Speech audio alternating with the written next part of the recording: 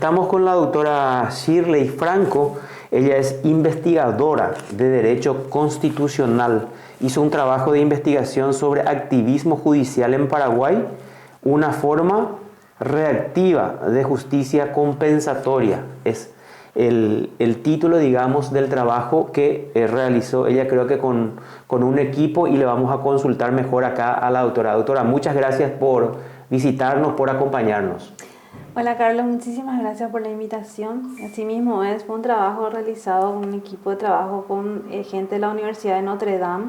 De hecho, es un trabajo que fue financiado por la USAID en el marco del programa ROLSI. Entonces ahí trabajamos con Aníbal Pérez Liñán, por ejemplo, que es una persona muy conocida en el ámbito de la ciencia política y de la investigación en cuanto a justicia comparada, como también lo es Andrea Castañola, que es la primera autora de este trabajo. Y también colaboramos Gabriela Bonzi y yo, que somos acá de Paraguay. Ella es de la Universidad Nacional de Asunción y yo de la Universidad Americana. Entonces ahí trabajamos en perspectiva comparada. Y se publicó este trabajo en un capítulo de un libro que se llama Activismo Judicial en Perspectiva Comparada, donde se estudian casos de varios países: Brasil, Chile, Colombia, y también se incluyó el capítulo Paraguay. Eso me parece muy interesante porque Paraguay nunca figura en el mapa. Entonces, que nos atiendan un poco en la cuestión académica y colocar como tema de análisis en el escenario internacional es muy importante, y sobre todo lo que está haciendo la Corte o cuál es el comportamiento de la Corte Sala Constitucional. Y de acuerdo al trabajo, de acuerdo a la investigación que ustedes hicieron, primeramente, para saber en qué consistió el trabajo de ustedes y cuál después ya, primero vamos a saber en qué consistió y ampliamos después qué es lo que encontraron. Perfecto. Nosotros trabajamos, como te digo, desde el marco teórico activismo judicial. Entonces, ¿qué es el activismo judicial? Para comenzar, hay varias denominaciones que se le puede dar al activismo judicial en lo que es dentro de la doctrina, ¿verdad? Por ejemplo, el activismo judicial suele relacionarse con la idea de que los tribunales, a través de sus fallos, protegen y amplían derechos individuales, apartándose de la interpretación que se espera que se haga de la norma, es decir, hay una interpretación oficial de la norma. Entonces, los casos de activismo judicial refieren a aquellos donde los tribunales constitucionales interpretan de forma distinta o diciendo un poco más de lo que dice la norma. Ahí pueden hacer, por ejemplo, algunos tribunales constitucionales una modificación de la interpretación constitucional, lo que se denomina, por ejemplo, sentencias aditivas, por ejemplo. Adhieren algo más de lo que dice la Constitución. ¿Cuál sería un ¿verdad? ejemplo en ese caso? En el caso paraguayo no hemos encontrado eso, ¿verdad? Pero una sentencia aditiva, por ejemplo, es cuando no está específicamente dentro de la norma y le agrega una interpretación extendiendo derechos o protegiendo otros derechos. Por ejemplo, cuando la protección de los derechos sociales, por ejemplo, no derechos sociales, no derechos individuales, por ejemplo, no se establece una categoría específica, por ejemplo, el sexo. Otra categoría específica que puede ser la raza, ¿verdad? Por decir nomás. Y una interpretación de un tribunal constitucional o una corte constitucional dice, en esta norma, además de esto, también tiene que ser incluido esta característica o esta categoría. Entonces adiciona, digamos, hace una modificación al texto constitucional, pero dentro de lo que es la interpretación. Lo que ocurrió, por ejemplo, en el caso colombiano, la Corte colombiana sí se considera, por ejemplo, súper activista. Por ejemplo, uno de los casos más interesantes y más actuales que a través de una interpretación dispuso de que exista, por ejemplo, una trieja, es decir, un matrimonio entre 3 personas, y eso no está en el marco constitucional. Pero a partir de una decisión de la Corte Constitucional colombiana hace una interpretación, digamos, extensiva o aditiva, para ser más preciso en cuanto al término. Adiciona y muta, cambia lo que dice la Constitución y le agrega algo más. Entonces, eso sería una interpretación diferente a lo que se espera de la norma, ¿verdad? Que se haga de la norma. En el caso paraguayo, justamente nosotros eso queríamos ver, si realmente de qué manera se comporta la Corte o cómo podemos entender qué tipo de cuestiones o controversias resuelve la Corte en un periodo de 20 años. Nosotros estudiamos un periodo de 20 años, sentencias desde el 95 hasta el 2015. Entonces estudiamos aproximadamente una cantidad de casi 5.000 sentencias, específicamente 4.947 sentencias, ¿verdad? Pero entonces queremos saber si cuáles o qué tipo de disputas o qué tipo de controversias resuelve la Corte. Y ahí hicimos una clasificación. ¿Y cuál fue el resultado? ¿Qué tipo de controversias es lo que resolvió la Corte? Nosotros tenemos ahí categorizadas dos tipos de controversias, las horizontales y las verticales. ¿Qué entendemos por controversias horizontales? Aquellas que se resuelven entre élites partidistas, es decir, aquellas que son cuestiones que provienen del Congreso o del Poder Ejecutivo. ¿Por qué? Porque son poderes políticos. A eso denominamos élites partidistas. Y las controversias verticales son aquellas que involucran al Estado con los ciudadanos. Es decir, cuando los ciudadanos van a la Corte y reclaman una cuestión con relación al Estado. Pero acá solamente nosotros analizamos las sentencias relacionadas a los actos normativos, como determinamos nosotros en derecho. Ahora, no incorporamos a nuestra muestra analizada aquellas cuestiones relacionadas a los actos jurisdiccionales, porque las acciones y acciones de inconstitucionalidad, específicamente, sala constitucional, nosotros sabemos que por disposición constitucional, el artículo 260, las acciones que pueden llegar a la Corte son actos normativos y actos judiciales. Entonces nosotros solamente analizamos los actos normativos porque lo que queríamos ver es qué nos dicen estos datos con relación a la postura de política judicial de la Corte con respecto a disputas políticas específicamente, ¿verdad? Si realmente la Corte resuelve estas cuestiones políticas, pero no cuestiones políticas judiciales que se está hablando ahora constantemente, no, sino de élites partidistas, sino de decisiones normativas del Congreso. Entonces, ¿cómo resuelve realmente, verdad?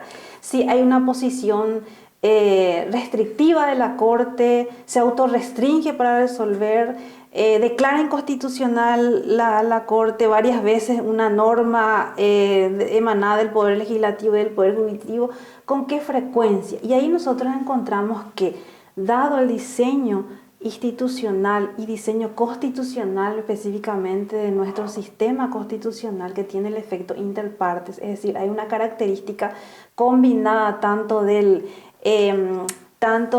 sistema difuso como el sistema concentrado, porque es solo la sala constitucional la que resuelve los casos, y difuso por el hecho de que tiene componentes diferentes. En este caso es efecto interparte, no es efecto erga omnes, por ejemplo.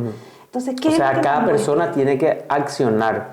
Eso, cada persona tiene que accionar con relación a una ley que le afecta y que considera inconstitucional. Entonces, ¿qué nos muestran estos datos? 4.947 veces la gente acudió a la Corte. Eso contra actos normativos. Contra actos normativos. En 20 años. En 20 años. Siempre ese periodo del 95 a 2015. Entonces, quiere decir que cuando yo acudo a la Corte, solamente a mí me afecta. ¿Qué implica eso? Que una ley de carácter general le puede afectar a 1.000 personas, a 3.000 personas. ¿Y qué es lo que ocasiona eso? Ensancha el trabajo del Poder Judicial, aumenta el trabajo de la Sala Constitucional y resuelve finalmente pocos casos, o sea, pocas temáticas y varios casos por el efecto interpartes. O sea, ¿cómo tenemos que entender eso? De las 1947 acciones contra actos normativos analizados, ¿cuántas controversias realmente resolvió ahí la Corte? O sea, porque vamos a suponer, vos nos estabas hablando, una norma que afecta a 3.000 personas, las 3.000 personas accionan y podemos decir que 3.000 acciones iguales resolvió la Corte de estas 4.947, por ejemplo. Exacto, y lo que nosotros hicimos en nuestra investigación, justamente caracterizar en casos únicos, le denominamos. Y ahí identificamos 430 casos únicos nomás de esa cantidad total de 4.900 sentencias. ¿Qué nos indica eso? De que más del 90% de las cuestiones de derecho ya se pronunció la Corte anteriormente. Es decir, que hay una cuestión repetitiva de los casos, como bien lo señalaste. 3.000 veces se acudió a la Corte, pero con relación a la misma norma. Entonces, finalmente se puede tomar como un solo caso y no como 3.000 casos.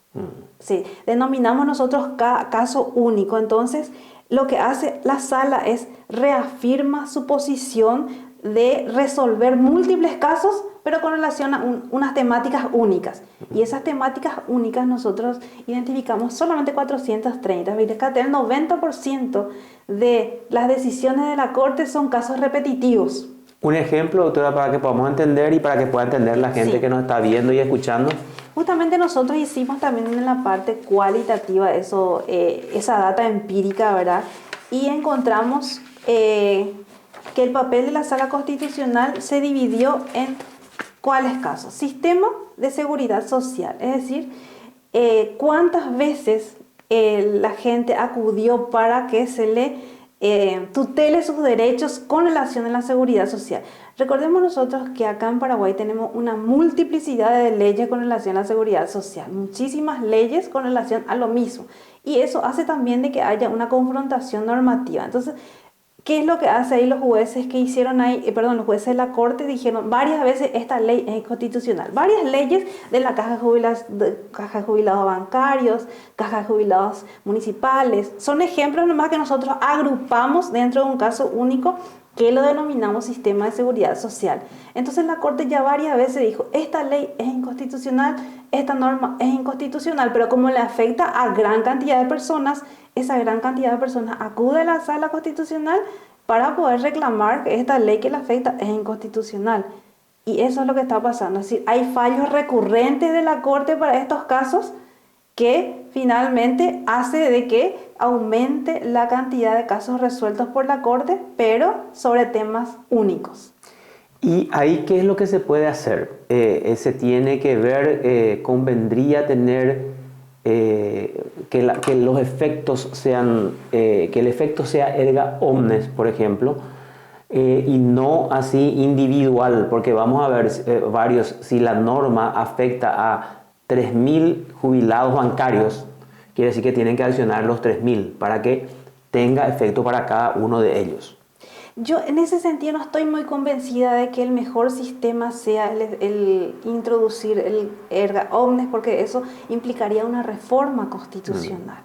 Entonces lo que yo abogaría es por lo que se denomina también en doctrina una justicia dialógica, que haya un diálogo entre poderes, es decir, que cuando la Corte ya dijo 3.500 veces esta norma es inconstitucional, que el Congreso asuma esa señal y derogue esa norma, o lo mismo pase con el Ejecutivo.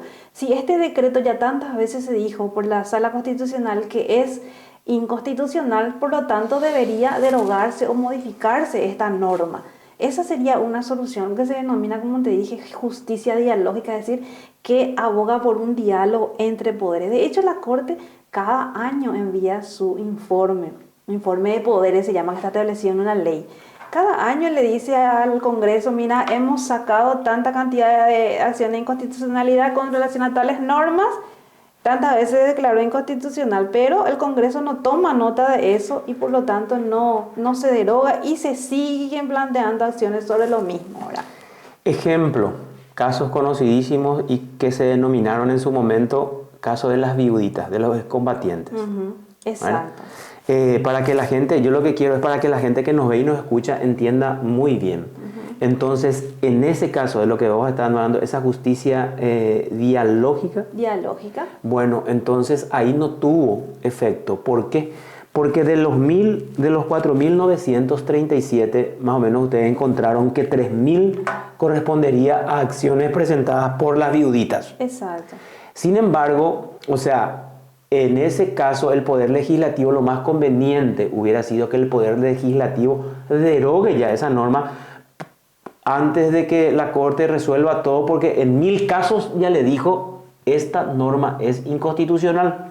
Entonces eso se entendería por esa justicia dialógica de la que usted habla. Exacto, y eso es lo que uno espera en una democracia donde funciona una democracia y donde los poderes funcionen también efectivamente, ¿verdad?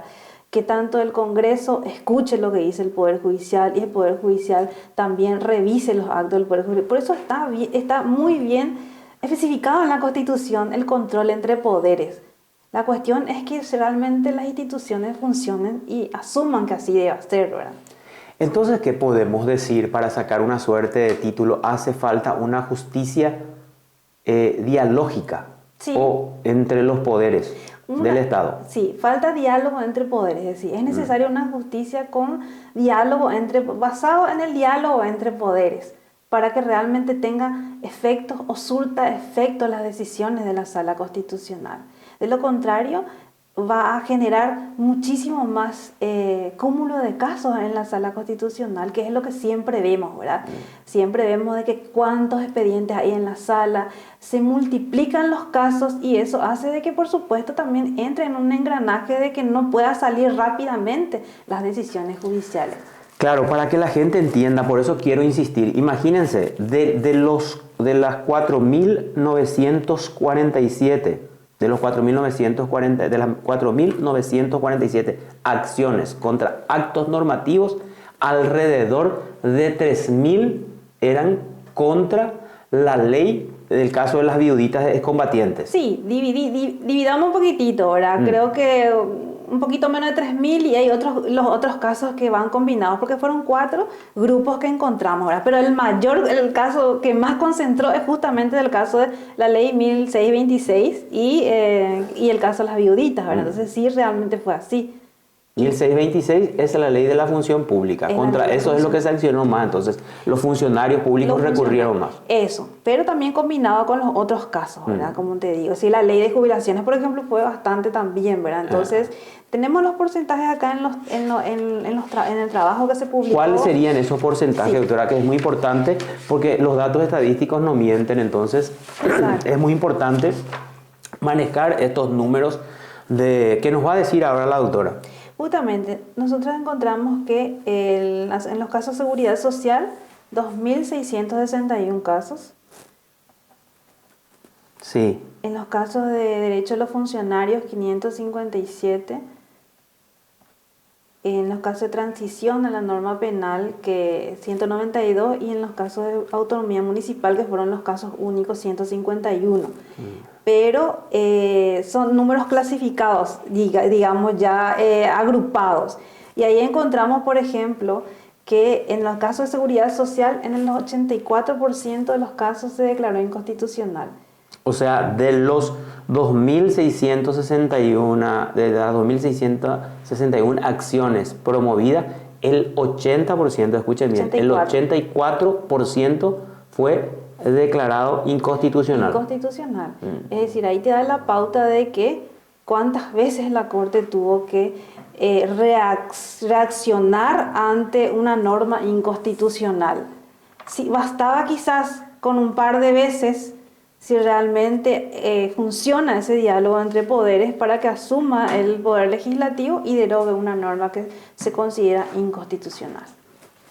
¿Y cuáles son los otros datos, doctora, que podés proveernos para pasar, digamos, al segundo punto del trabajo que hicieron sobre otro tema que queremos también desarrollar un poquitito contigo? Y eso finalmente es lo que quería decir, ¿verdad? Que cuál es el desempeño de la Sala Constitucional. ¿Y cuál sería una conclusión que podamos hacer entonces del trabajo que ustedes hicieron? Y una recomendación, digamos. Encontramos que la Sala Constitucional actúa de una forma reactiva ante los casos. Es decir, por eso lo denominamos en el título mismo una forma reactiva de justicia compensatoria. Actúa la Corte para tutelar los derechos de las personas, pero una multiplicidad de veces sobre temáticas únicas. Eso es lo que decimos. Entonces, un rol, digamos, no se denomina en un rol doctrinario activista, sino que lo que realmente hace es responder a estímulos por los casos que vienen a ella. No responde a estímulos propios porque la Corte responde ante cuestiones que le son planteadas. ¿Y cómo se puede dar esa justicia activista? O sea, ¿la Corte puede antes hacer o reaccionar? No, difícilmente ocurre eso por el diseño institucional que nosotros tenemos, justamente al principio que te señalé, ¿verdad? Por el efecto interpartes limita bastante. Entonces es poco probable que suceda eso. Quizás podemos ver algunos hallazgos, pero en uno o dos casos que podamos decir que es activista la Corte, pero en un caso, y decir en un caso no podemos generalizar que toda la corte y todas las salas sea activista, ¿verdad? Entonces, presenta características, pero no podemos decir que es una justicia en los términos doctrinarios, ¿verdad? O sea, por el propio diseño constitucional, para redondear esto, entonces tenemos una corte, una sala constitucional reactiva y no activista. Exacto. Por el propio diseño. Por el propio diseño, hay una limitación ahí normativa constitucional, ¿verdad? Eso desde el punto de vista jurídico, ¿verdad? Que es lo que nosotros realmente analizamos aquí, y también hay otras variables políticas que están en el trabajo, ¿verdad? ¿Y cuáles serían esas variables? Las variables políticas serían la baja calidad de independencia judicial, una democracia débil, es una característica propia de los estados latinoamericanos. Nosotros en contextos de democracias débiles se supone de que el Tribunal Constitucional o la Corte Constitucional, o en este caso la Sala Constitucional, realmente va a ser activista. Es decir, va a resolver en contra o a favor, o digamos, va a resolver declarando inaplicables las normas en las oportunidades que considere. Pero no ocurre eso. Lo que ocurre es a la inversa de lo que dice la doctrina específicamente, porque hay justamente una limitación normativa en nuestro diseño constitucional. Perfecto. Doctora, el otro trabajo queremos también tocar un poquitito contigo, porque creo que este es el trabajo más reciente incluso de investigación que realizaron con relación a los derechos de las mujeres y el rol de la Corte de Paraguay. ¿Es así ese trabajo que hicieron? Exacto. Ese trabajo ahora acaba de ser publicado en una revista de estudios constitucionales en la Universidad de Talca. También trabajamos con Andrea Castañola. Y es muy interesante el hallazgo que encontramos porque relacionamos cuál es el papel de la Corte en la protección de los derechos de las mujeres en un periodo de 25 años, porque es del 95 al 2020, eso es más reciente, ¿verdad? Y ahí, por ejemplo, también hicimos el mismo procedimiento que hicimos acá, revisamos todas las sentencias de las tres salas en este caso, sala civil, sala constitucional y sala penal. Y encontramos que 936 sentencias, de acuerdo a la clasificación que nosotros hicimos, es decir, aplicamos una metodología que se denomina BEMEO, que es la que utilizó también en Argentina para poder comparar otros tribunales en otros países, porque esto deriva de un trabajo que también se realiza en perspectiva comparada, y nosotros analizamos el caso paraguayo. Y de 936 sentencias identificamos 40 que tienen características de enfoque de género, que es la temática o es, digamos, la categoría analítica que nosotros revisamos en las sentencias. Pero no significa de que esas 40 sentencias con enfoque de género hayan sido realmente en favor de los derechos de las mujeres. ¿Por qué digo eso? Porque las veces que la Corte en estos 20 años utilizó la palabra género o resolvió a favor del derecho, derecho con perspectiva de género, fue cuando un hombre fue el que pidió el reclamo de la tutela de sus derechos. Un caso nomás, un ejemplito nomás. Un ejemplito nomás. Hay una ley que señala y una disposición del Ministerio de Hacienda de que los docentes las docentes mujeres que tuvieron hijos durante el magisterio pueden tener el cómputo de años por hijo y les disminuye la cantidad de años para jubilación. ¿Entienden, no? Sí. Bueno, entonces, esta disposición administrativa del Ministerio de Hacienda, en ese momento Hacienda, ahora jubilaciones solamente dice que sean mujeres y le excluye, digamos, a los varones. Entonces, ¿qué es lo que hace el docente varón? Acude ante la Sala Constitucional y dice, yo también tengo el mismo derecho porque al ser padre es lo mismo. Entonces, tenemos los mismos derechos sobre la base del artículo 48 de la Constitución. Y efectivamente la Corte dice, sí, tenés razón. Pero, entonces, por esa es la explicación. Es decir, la primera vez que se utilizó la palabra género en una sentencia de la Corte es justamente cuando un varón pidió la tutela de sus derechos. Entonces, por eso decimos que no siempre cuando se habla con enfoque de género haya sido una decisión en favor de los derechos de las mujeres. Esa es al menos una conclusión que llegamos, una de las conclusiones a las que llegamos, ¿verdad? Pero es muy interesante cómo vimos la evolución de las decisiones de la Corte, de las tres salas. ¿Cuál sería esa evolución o cómo sería esa evolución? Una evolución bastante positiva. porque identificamos sentencias bastante misóginas, con análisis y razonamiento probatorios, con sesgos, sesgos que denominamos androcéntricos, machistas, por decir en una palabra que se pueda comprender, decisiones de la Corte, los primeros años de la Corte, digamos, ¿verdad? Pero como vemos de aquí a 20, de ahí a acá, a 20 años, es notable el cambio y cómo realmente la Corte fue incorporando esa perspectiva de género a lo largo de los años.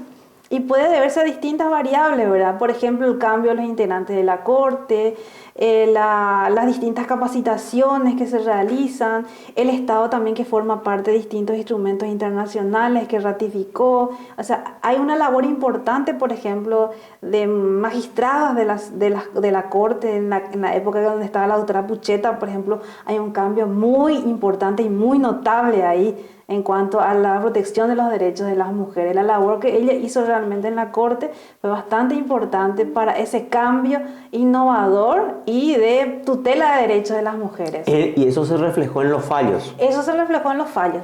Todo lo que yo te voy señalando son datos empíricos, es decir, no son juicios de valor que yo hago, sino sobre la base del análisis de lo que encontramos en las sentencias. Y eso es sumamente positivo para mí, porque vemos realmente cómo fue evolucionando la Corte en materia de derechos de las mujeres y cómo se fue posicionando, siendo un actor importante para defender los derechos de las mujeres y aplicar lo que dice la Constitución en el artículo 48 de la igualdad entre hombres y mujeres en cuanto a derechos civiles, políticos, sociales y culturales. ¿Y tenés algunos casos para exponernos, por ejemplo, dentro del análisis que hiciste y que te llamó la atención? Dijiste, esta sentencia que trató este tema fue a favor de la mujer y reivindicó esto. No, y de hecho que hay una que es el más actual, ¿verdad? Que es una sentencia de la Sala Penal actual, que fue la I número 41 del año 2000, sí, es reciente, 2022, que incluimos en la muestra también, muy interesante, donde analizó el tipo penal de violencia familiar, por ejemplo. Si analizamos el punto de vista de enfoque de género es muy interesante, porque ese caso fue desestimado en primera instancia, confirmado en segunda, un caso de desestimación de denuncia donde una mujer que tenía una relación no formal, digamos, con un hombre, a lo que no se considera no formal, no es extramatrimonial, sino que no formal en el sentido de que ella cumplía un rol diferente y no era la pareja formal del hombre, sino que era una pareja distinta, ¿verdad? Dentro de ese mismo esquema de relación sentimental.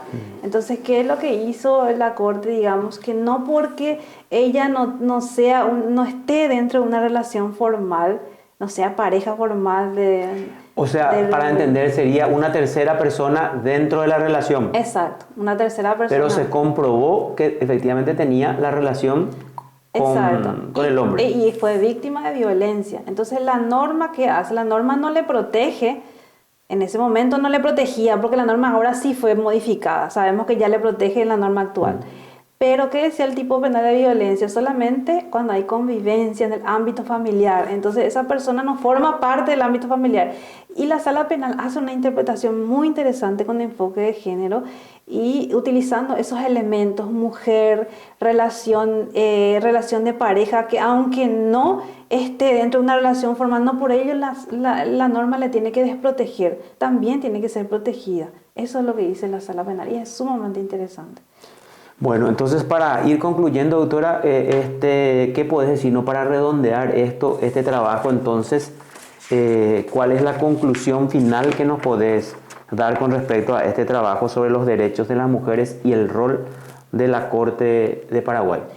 Bueno, que la Corte Suprema de Justicia ha evolucionado, su evolución fue sumamente positiva y notamos de que la Corte en general, en sus 3 salas, se vuelve un actor importante como agente de cambio social y de protector de derechos de las mujeres. Correcto. Doctora, muchísimas gracias por compartir con nosotros y con la audiencia. Fue un gusto conversar contigo sobre este trabajo que hicieron en equipo y, como vos dijiste, que posiciona también a Paraguay dentro del mundo, porque es un trabajo grande que se hizo. Gracias, doctora, muy amable. Gracias, Carlos, muy amable.